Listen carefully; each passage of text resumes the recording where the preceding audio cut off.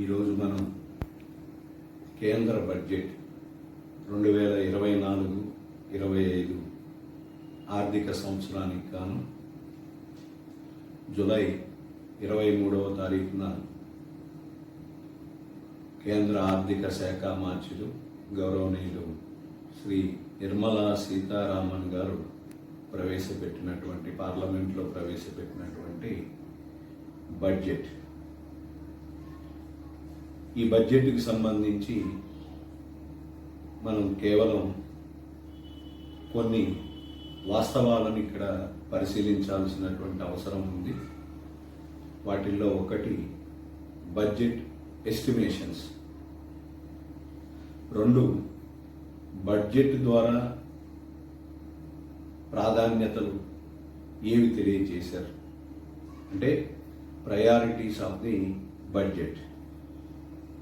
అలానే 3వ అంశం ప్రభుత్వానికి ఉన్నటువంటి ఆదాయ మార్గాలు ఏంటి, ఇది మిగులు బడ్జెటా, లోటు బడ్జెటా, సంతులిత బడ్జెటా అనేటువంటి ఒక 3 అంశాలతో ఈ కార్యక్రమాన్ని వివరిస్తూ ఉన్నాను.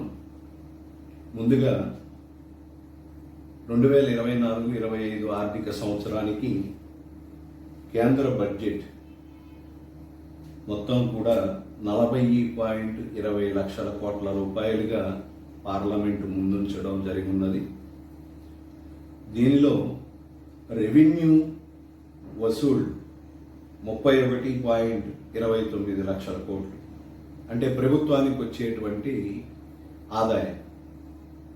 అలానే రెవెన్యూ వ్యయం, ఆదాయంతో పాటు మనం వ్యయం కూడా పరిశీలించాలి. ఈ వ్యయం వచ్చేసరికి 37.08 లక్షల కోట్ల రూపాయలుగా నిర్మలా సీతారామన్ గారు పార్లమెంటు సాక్షిగా ప్రకటించున్నారు. దీనితో పాటు మూలధన వసూళ్లు అంటాం.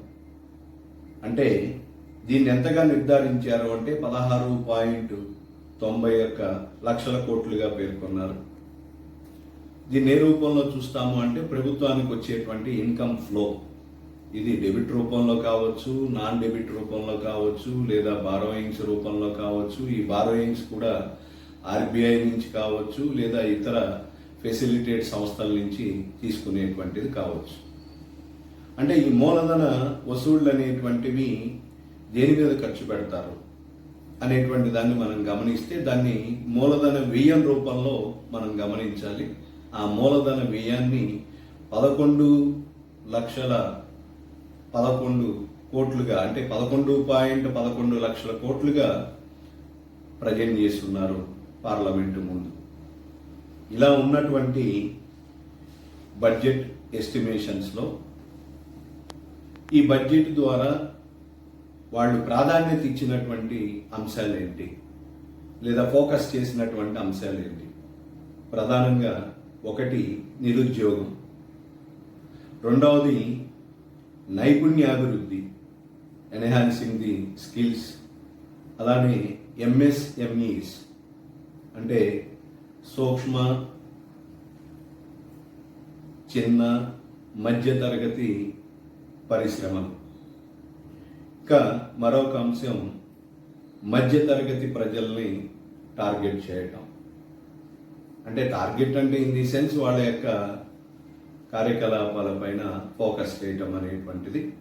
ఇవి 2024-25 బడ్జెట్ ద్వారా ఫోకస్ చేసినటువంటి అంశాలు. ఆ తర్వాత 2024-25 బడ్జెట్లో ప్రయారిటీస్ ఏంటి?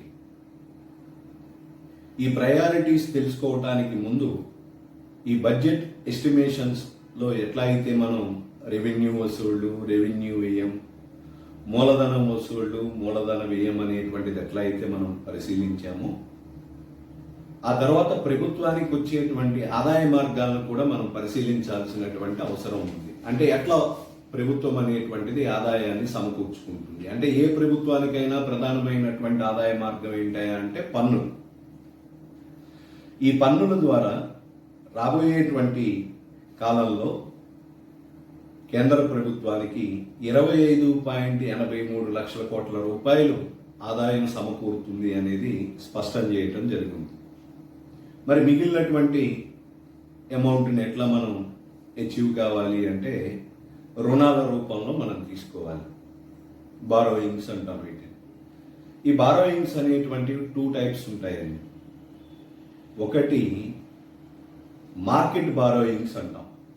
ఈ మార్కెట్ బారోయింగ్స్ ద్వారా 14.01 లక్షల కోట్ల రూపాయలని ప్రభుత్వం సేకరించబోతుంది. రెండవ రకమైనటువంటి మార్గం ఏంటంటే సెక్యూరిటీలను తాకట్టు పెట్టడం ద్వారా, దీని ద్వారా 11.63 లక్షల కోట్ల రూపాయలని రుణాలుగా సేకరించేటువంటి కార్యక్రమాన్ని ప్రభుత్వం తీసుకోవటం జరిగింది.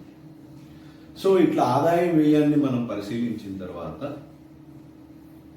ఇది ఏ బడ్జెట్ కిందకు వస్తుంది, ఇది సమతౌల్య బడ్జెటా లేదా మిగులు బడ్జెటా లోటు బడ్జెటా అనేటువంటి దాన్ని మనం పరిశీలిస్తే దీన్ని మనం లోటు బడ్జెట్గా పరిగణలోనికి తీసుకోవాలి.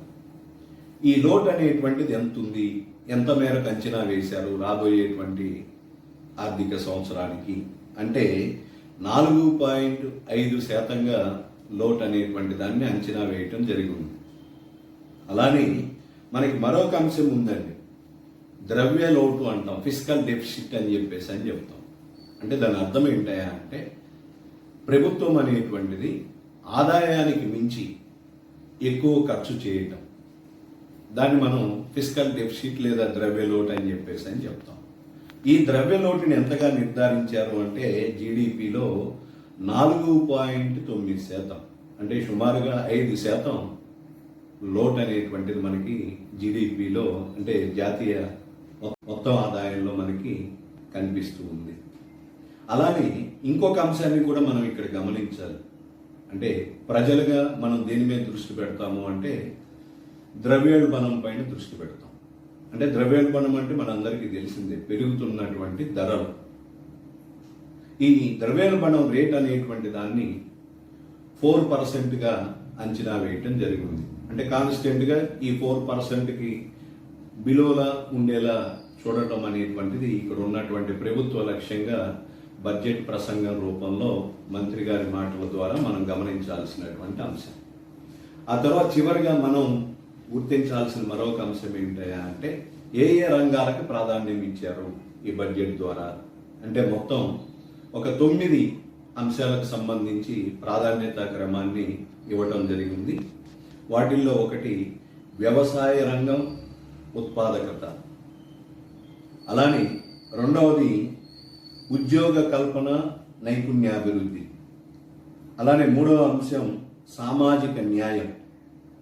4 పట్టణాభివృద్ధి. 5 ఇంధన భద్రత. 6వది మౌలిక రంగం.